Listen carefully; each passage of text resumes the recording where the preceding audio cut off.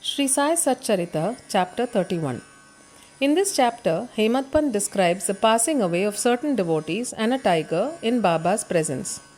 The last wish or thought that a man has at the hour of death determines his future course. Sri Krishna has said in Gita, Chapter 8, that he who remembers me in his last moments comes verily to me, and he who meditates otherwise at that time goes to what he longs for.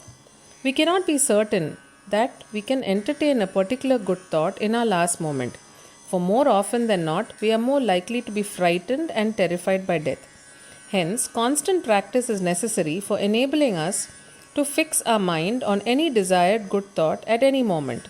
All saints, therefore, recommend us to remember God and chant His name always, so that we may not be perplexed or perturbed when the time for departure comes.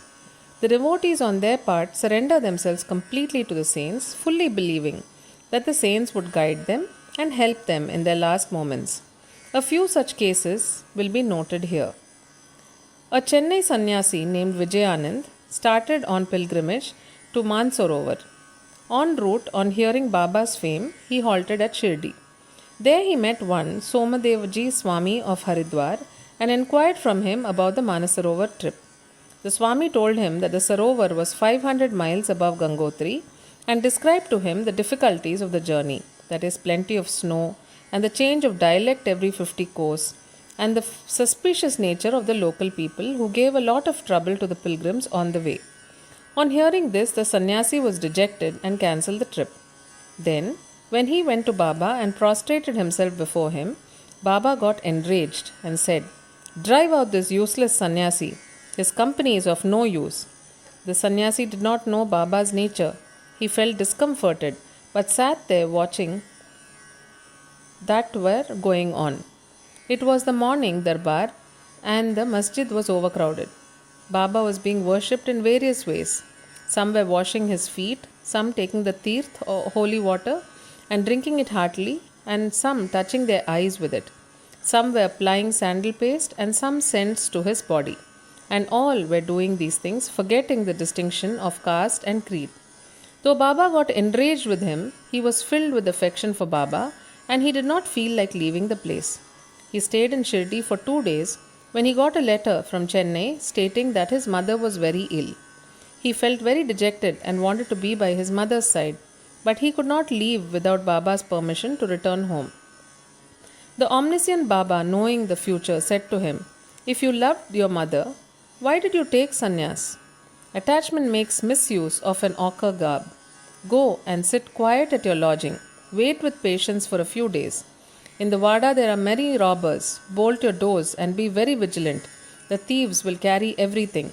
Wealth and prosperity are transient, and the body is subject to decay and death.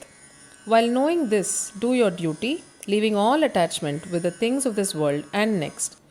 He who does this and surrenders himself to the feet of Hari will become free from all troubles and attain bliss. The Lord runs and helps him, who remembers and meditates on him with love and affection. Your store of past merits is considerable, so you have come here. Now attend to what I say and realize the goal of your life. Begin from tomorrow the study of Bhagavad. Do 3 saptas, that is 3 readings during 3 weeks conscientiously. The Lord will be pleased with you and will destroy your sorrows. Your illusions will vanish and you will get eternal peace." On seeing that his end was approaching, Baba prescribed this remedy and made him read Ramavijaya, which pleases the god of death. Next morning, after bathing and other purifying rites, he commenced to read Bhagavad at a secluded spot in the Lendi garden. He completed 2 readings and thereafter felt much exhausted. He returned to the Vada and stayed in his lodging for 2 days, and on the 3rd day he breathed his last in Fakir Bade Baba's lap. Baba asked the people to preserve the body for a day for a reason. The police afterwards came and on making proper inquiries gave permission for the disposal of the body. It was buried in a proper place with due rites. In this way Baba helped the sannyasi and ensured him Sadgati or salvation. There was a householder devotee of Baba by name Balram Mankar. When his wife passed away, he got dejected and entrusting his household to his son, left home and came to Shirdi and lived with Baba. Being pleased with his devotion, Baba wanted to give a good turn to his life, and he did it in this way. He gave him rupees 12 and asked him to go and live in Machindragarh, district Satara. Mankar was first unwilling to go and stay away from Baba, but Baba convinced him that he was giving the best course for him and asked him to practice meditation thrice a day in the Gad. On believing in Baba's words, Mankar went to the Gad. He was much pleased with the serenity, pure water, healthy air, and the surroundings of the place and began to practice assiduously the meditations as recommended by Baba. After some days, he got a revelation. Generally, bhaktas get revelation in their samadhi or trance states, but in Mankar's case, he got it when he came down to his ordinary consciousness from his trance. Baba appeared to him in person. Not only that, Mankar saw him, but he also asked him why he was sent there. Baba replied, "In Shirdi, many thoughts and ideas began to rise in your mind, and I sent you here to bring your unsteady mind to rest. You thought that I was in Shirdi with a body composed of the 5 elements and 3.5 cubits in length. Now you see and determine for yourself whether the person you see here now is the same you saw at Shirdi. It is for this reason that I sent you here." Then, after the period was over, Mankar left the Gad and proceeded to his native place, Bandra. He wanted to travel by rail from Pune to Dadar, but when he went to the booking office to get a ticket, he found it very much crowded. He could not get his ticket soon when a villager with a langoti or piece of cloth on his waist and kambli on his shoulder turned up and said, "Where are you going?" "To Dadar," replied Mankar. Then he said, "Please take this Dadar ticket of mine. As I have some urgent work here, I have cancelled my Dadar trip." Mankar was very glad to receive the ticket and was taking out money from his pocket when the rustic disappeared in the crowd. Mankar tried to find him out in the crowd, but in vain. He waited for him till the train left the station, but found no trace of him. This was the second revelation Mankar got in a strange form.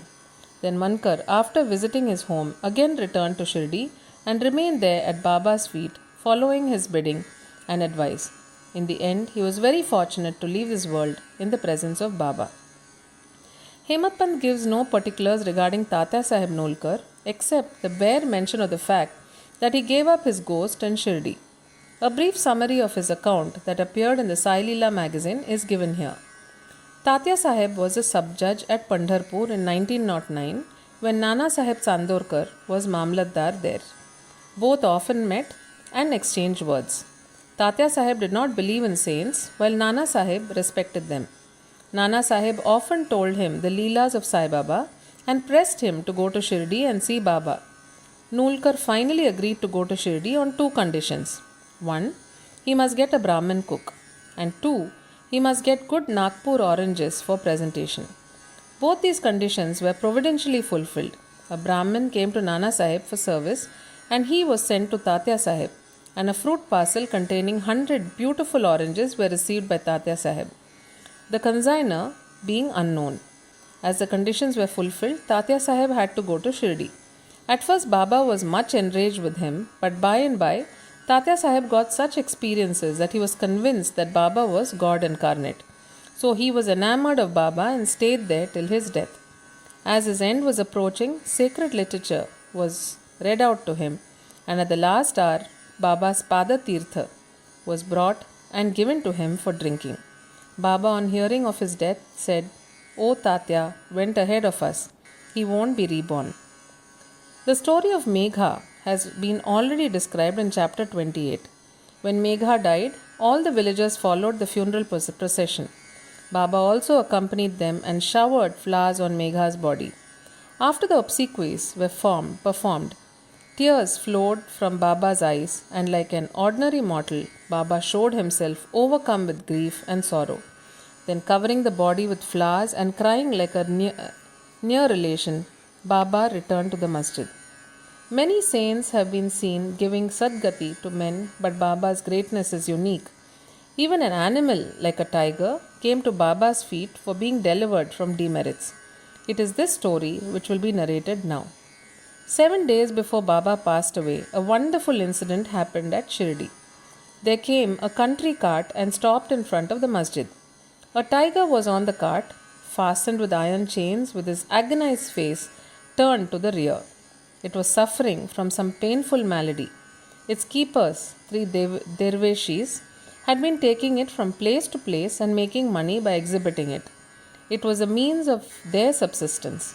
They tried all sorts of remedies to cure it from the malady it was suffering from, but all in vain.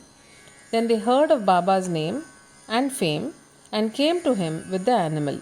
They got it down with chains in their hands and made it stand at the door. It was naturally fierce, besides being disease ridden, so it was restless. The people began to look at it with fright and amazement. The dervishes told Baba everything about the animal and with his consent brought it before him. As it approached the steps, it retreated on account of the awe of Baba and hung its head down. When both saw each other, it got onto the step and looked at Baba with affection. Immediately it moved the tuft of its tail and dashed it thrice against the ground, and then fell down senseless. On seeing it dead, the dervishes were much dejected and full of sorrow, but on proper thought they came to terms with it.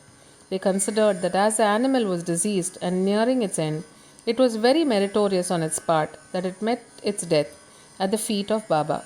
It was their debtor, and when the debt was paid off, it was free and met its end at Sai's feet. When any creatures bow down their heads at saints' feet and meet death, they are liberated.